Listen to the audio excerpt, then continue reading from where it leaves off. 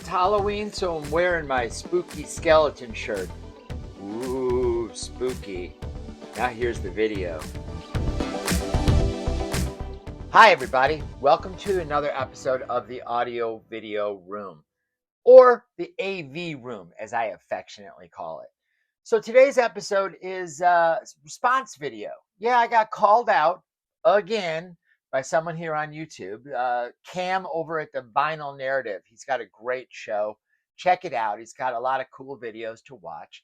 And he has this thing, 5 records I'll never sell.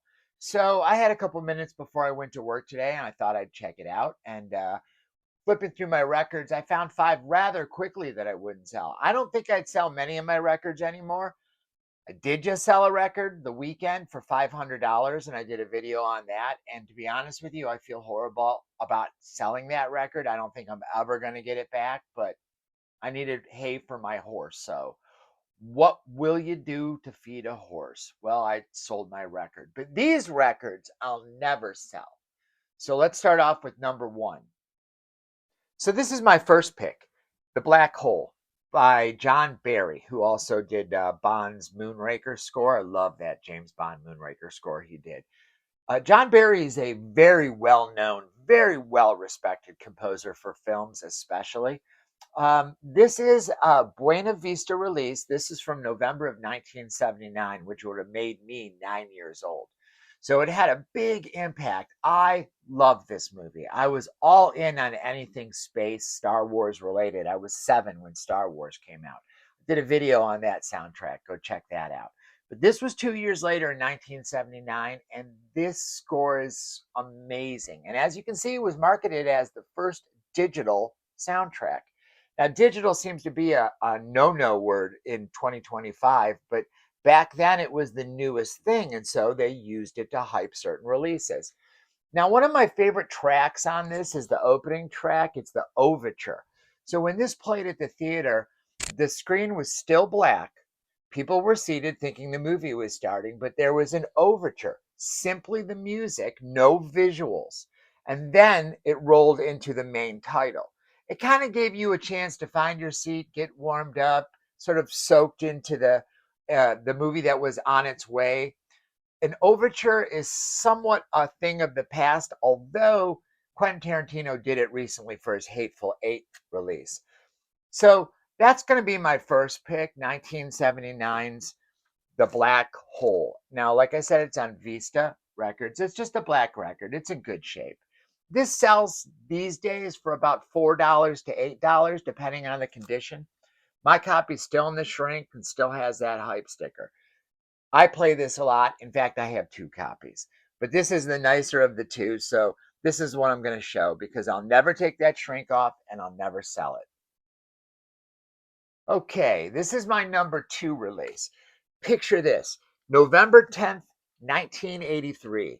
I was 13 years old.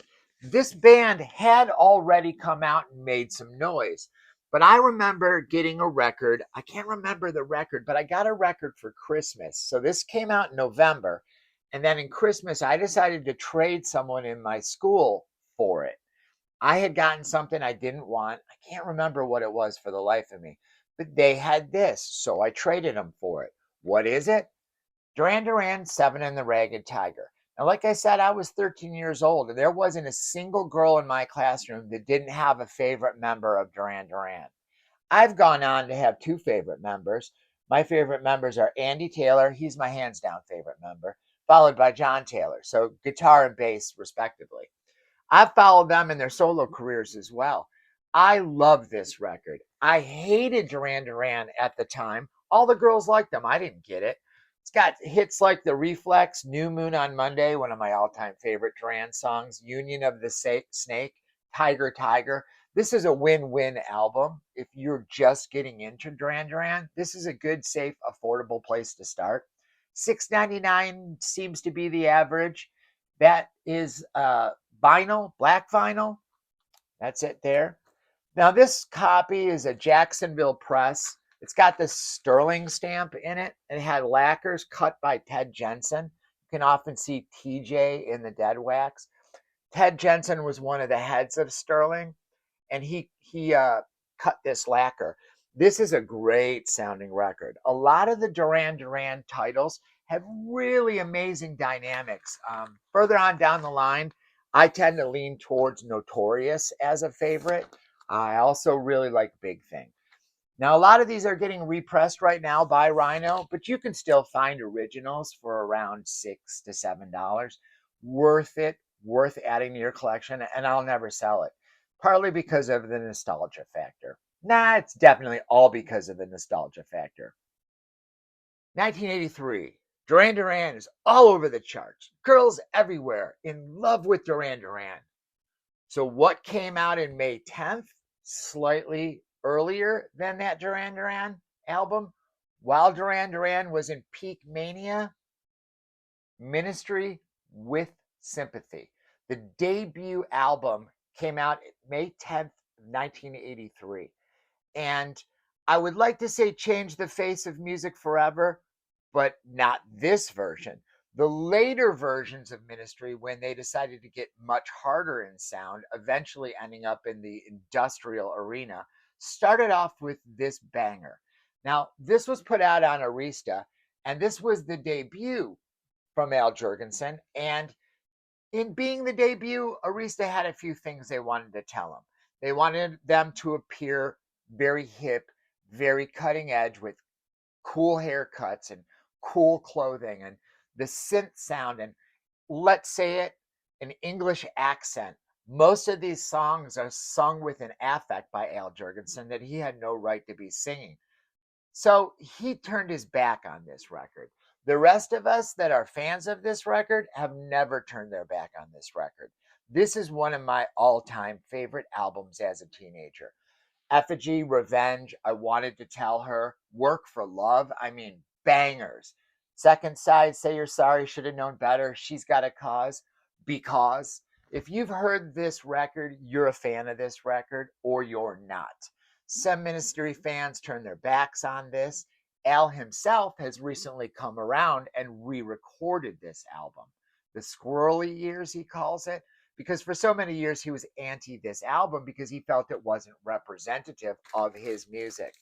Now, like I said, this is an original press. This is on Arista Records. And you can see the label there. And then the second side there. Now, this record, not a cheap record. It's never been repressed like you see it here. There are bootlegs floating around, but never an original pressing, never in a special edition. This one, out of all the records that I'm showing today, is the one that will cost you. Anywhere between $70 and $100 seems to be the average. The hard part is finding a copy in good shape. This record was played at a lot of industrial or goth clubs back in the day. And when I was hitting those clubs in my 20s, was still being played. This album got me through, I'd say, age 13 to 25, easy peasy all day long. Gets a lot of play still to this day. And while I like the reinvention, re-recording that Al has recently put out now that he's retired, I still think this is better. I mean, it doesn't even hold a candle. So if you can find it, and something I'm never selling, Ministry with Sympathy. Now, this next record has new nostalgia attached to it. My brother reached out to me as he was a member of a club that I wasn't belonged to, subscribing to at the time, although I did have one or two titles that they had put out. But this had sold out quickly. This was going to be the second pressing. And it was also a record that I had to wait a year for. I waited a year for this. Several times being told it was going to be out of print, not going to be released, it wasn't going to happen, the company was folding, but eventually I got it. I'm talking about Master of Reality by Vinyl Me Please. You can see the little sticker down there by Vinyl Me Please. Now, this came out in January of 2024. This was the second press. This goes for about $60 to $150 now. That was the club edition with a purple orchid splatter. And you can see it comes with that Vinyl Me Please Obi on the side and tells about it on the other side. And then the album itself has got that spot gloss on the front and on the back. Now, it is Master of Reality. And if you're a Black Sabbath fan, you know what to expect from this album. Comes with a poster that probably, if I can get a frame for it, I'd really like to frame this. It's a smaller version of the poster that came with the original, them standing in the forest on heavy paper stock. But the real kicker on this that made people really want it was this splatter color. You can see that splatter color there. Now, it's a really, really good sounding album. As it says here, cut from the master tapes by Ryan K. Smith.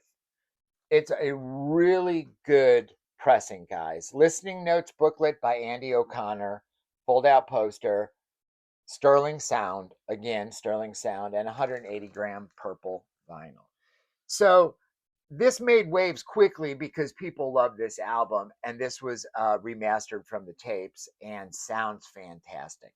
Really gets a lot of spin, more than my other copies, which are just Rhino represses. I don't have any OGs of any Black Sabbath at this time, but I love this. And because my brother gave me the heads up on it that it was going to be repressed, it means a lot to me. It's literally a gift from my older brother, Rick. And so I'm never going to let this go. No selling this one. So my last and final record number 5 that I would never sell, is the Paybacks Harder and Harder. Now this is a local Detroit-based group that this came out in 2004. I was 34 years old. I was deep into the rock and roll scene in Detroit, Michigan. I had toured with bands, I had roadied, and I had sashayed into photography. So I had bands reaching out to me, some of the bigger bands in the area, of which the Paybacks were, and tried to get some work with these bands in promotional arenas, magazines, that sort of thing. Now, this band, the Paybacks, reached out to me to see if I would want to do some photography for them. So the photography for this album was done during a photo shoot I had with the band, and I was trying to look for the picture. Yeah, here we go. This is the picture. So we had set up a photo shoot for this album for pictures they could choose from, to be used as gatefolds, posters, that sort of thing. And so this album specifically is part of that period of my life I will never, ever, ever forget. So during that photo shoot, we did all sorts of photos to see what would work for using the photos in advertising. Um, we did all sorts of different setups, anything that could be used maybe for a possible gatefold or with negative spacing involved, things that could be used to promote this album Harder and Harder. The final copy has all this really cool artwork in this gatefold jacket. Came with an insert. There's the insert. Now that's Wendy, the lead singer, right there. And thank you, special thanks. They gave me special thanks, even though they gave me credit on the album for the photography.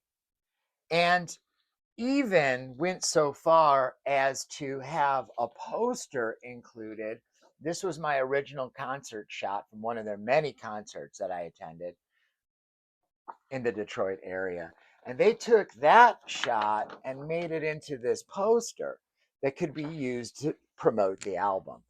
And, like any other posters, they had space at the bottom where they could say, playing in Detroit on Tuesday or playing in Cleveland on Saturday. Or this could be used to promote the album in stores, on sale now, sort of thing. And I did get a photo credit on the poster as well. And there was a few times when I went into record stores in the Detroit area or Chicago or New York, and I saw this poster hanging with my name in it. Imagine that.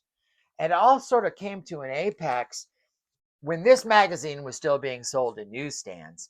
And I had a subscription at the time. This is issue 959, October 14th, 2004. This magazine costs $3.95. Try finding a magazine for $3.95 anymore. Now, this photo, which was one of the photos from the photo shoot that I had used to do promotion, ended up in Rolling Stone magazine. And you can see the photo there. Let me see if I can put mine with it so you can kind of get an idea. There you go. See it? So that photo there accompanied a review of their album, Harder and Harder, that was written by David Frick. And if you know who David Frick is, he's a very well established Rolling Stone slash rock and roll writer. So David Frick reviewing this album that my friends put out, Harder and Harder. It was on Get Hip, which is still around, Get Hip Records, and 180 gram vinyl, so it's a thick slab. This one, whenever I get nostalgic or have had too many beers, comes out as I now live in Texas, and it puts me right back into good old Detroit. So these are the 5 records I picked. This is from Cam's 5 records you'll never sell list. Cam, thank you for adding me to that do it list. And I'm going to reciprocate some of his. He had put this out. He'd like to see Melinda Murphy do it. I'd love to see Melinda do it. She's got a fantastic collection, puts all of us to shame. I'd also like to see Mazzy. Yeah, you know, that famous Mazzy, this Mazzy. I'd like to see Mazzy do this challenge. And I'd like to see Tim from University of Vinyl. These are some of my favorites. Oh, while we're at it, how about Jen from Jen's Addiction? Yeah, you too, Jen. Do this challenge. It only takes like 10 minutes. So thanks everybody for watching. Thank you to Cam for suggesting this. And we will see you next time at the AV Room. Waka, waka, waka. My tagline, I got to say it.